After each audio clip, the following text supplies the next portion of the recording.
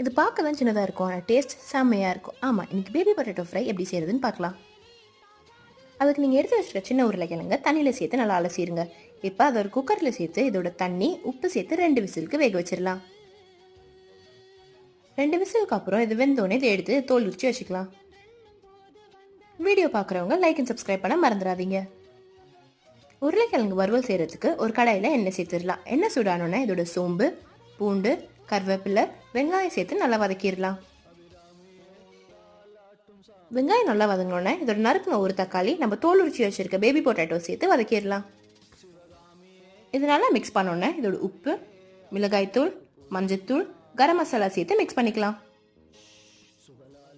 இது நல்லா மிக்ஸ் பண்ணி ஒரு 5 நிமிஷம் மூடி போட்டு வேக வச்சிடலாம்.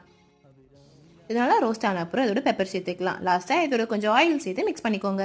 நம்மளோட டேஸ்டியான baby potato fry ready. Like and subscribe பண்ண மறந்துடாதீங்க.